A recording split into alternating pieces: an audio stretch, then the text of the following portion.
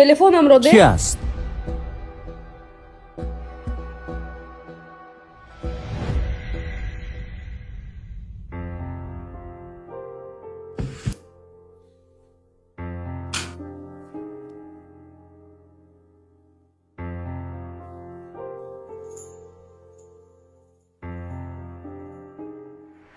خب تلفنم رو ده. ایست تلفنم رو ده. ایستا میدیم داداش التماس تلفنم رو ده. داداش التماس تلفنم رو ده. چی از خودش؟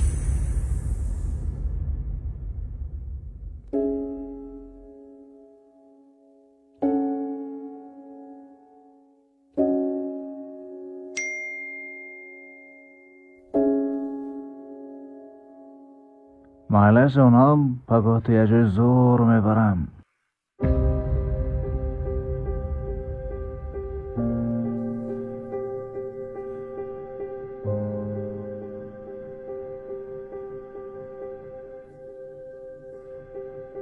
من ترسیدم. همه‌اش رو به شما میفهمونم. چرا گرفته گریختید؟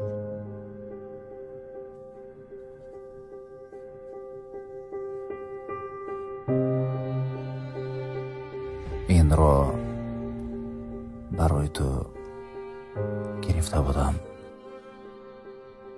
تولدت مبارک.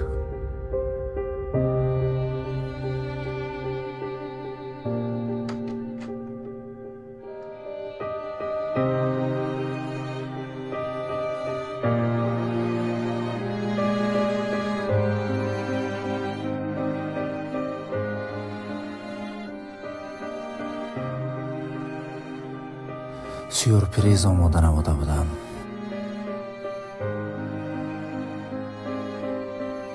اما بهترین سورپریز را همسرم آماده نموده است.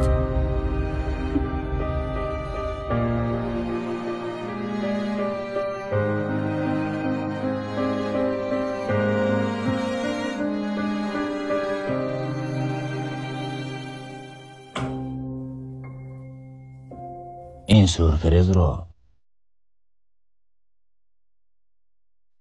یک عمر فراموش نمی کنم.